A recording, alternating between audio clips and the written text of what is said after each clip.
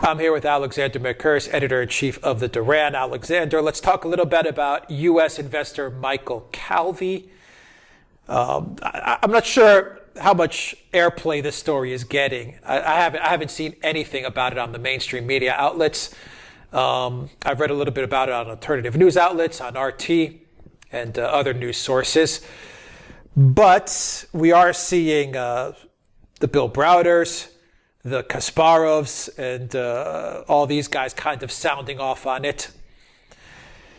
It's an interesting story. Just to give our viewers some background, and you can get into it.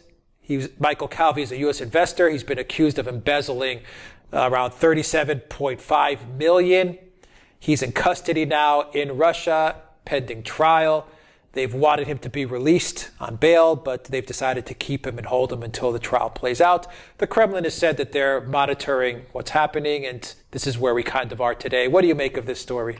Right. I mean, firstly to say this, I mean, he's been, Michael Calvey and his business, Baring Vostok, have been a fixture of the Moscow investment scene since the mid-90s. So he's been there a long time.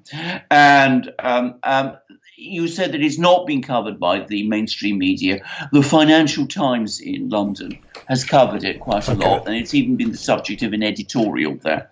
For me, I'm going to make one quick observation, which is that I am not going to say whether he's innocent or guilty. I mean, that would be completely inappropriate. He is being charged with, as you said, embezzlement. Like everybody who is charged with a criminal offence, he is entitled to the presumption of innocence. And what I have seen of this very complicated claim that's been made against him suggests to me that it's not particularly compelling. I don't think it doesn't look to me like a particularly strong case. But I am a bit concerned. The one major concern I have about it is the way everybody has rushed again to certain conclusions. So they've basically said that this is a political trial, that the Kremlin should be sort of pulling the stops out to bring it to a close. In other words, the Kremlin should be meddling politically in the Russian criminal process to bring a case against a Western investor to an end. And they've been making all kinds of aspersions about the motives of the prosecutors and of the police who started this case, none of which seem to me to have any real basis in fact that I have seen. I mean, they're all very, very speculative. What the Kremlin is doing is saying, let's wait and see. And that's what we should do also.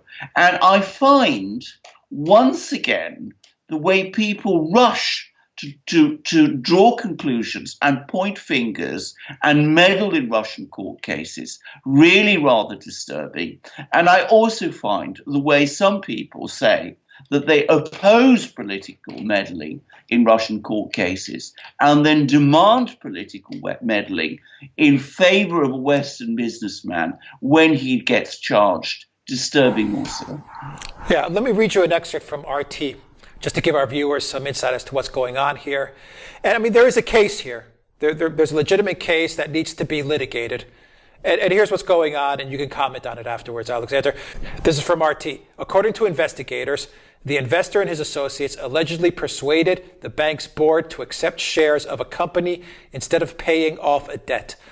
While the shares were said to be worth over 3 billion rubles, that's 45 million USD, their actual value was 600,000 rubles, 9,000 USD.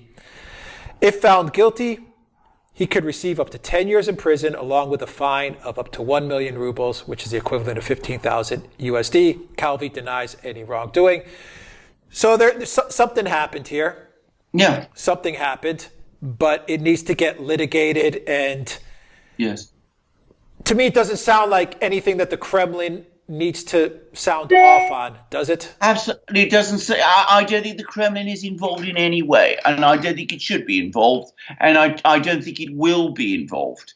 Now, the other story that one has heard is that, you know, the case, the criminal case, was the product of a commercial dispute between, and that the people who lost out of this deal brought in the police and in order to win a commercial dispute against Calvey. That may be true, but of course it happens everywhere. I mean, it's entirely normal for people who feel that they've been criminally defrauded in this way, persuaded to accept shares that are worth less in return for cancelling a debt which is worth more, to report such a thing to the police. It happens in every country. I think we should not assume that there's anything particularly extraordinary about that. And I don't want to prejudge this, but I think we should all take a step back and let the law take its course. Yeah, it's frustrating when the Browders and the Kasparovs and the Khodorkovskys and these guys jump on, cases like this. I think so, and I have to say also, not just them. One of the things that's really concerned me about this particular case is that all sorts of other people who I would have thought, would be a little bit more understanding of the situation have also, weighed in on Calvey's behalf and have said, that this is a sort of fake prosecution and it shouldn't have been brought. Well, I don't think one should say that. I think that clearly there are allegations, and as you correctly said, they should be litigated. Let's wait and see. Are you referring to businessmen like the CEO of Swedbank and absolutely Yandex? Yandex and Duran and all kinds of people of this guy. Duran, who's the head of the audit commission, audit chamber, of the Russian government.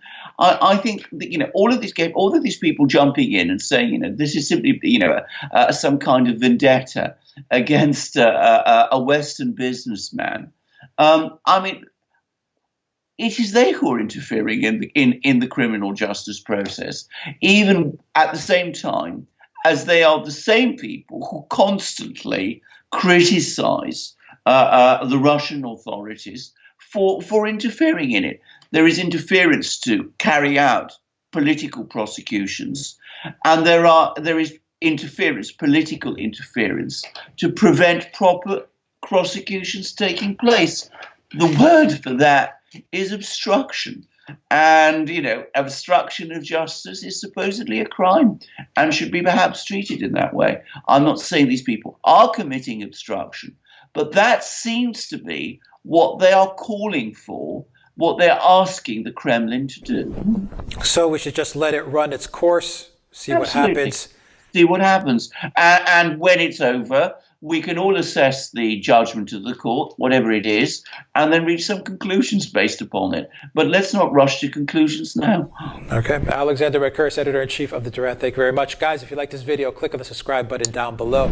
Click on the notifications bell to get notifications every time we push out a new video. Visit the Duran shop, buy a t-shirt, help support the Duran. And in the description box down below, you'll find links to our PayPal and Patreon pages.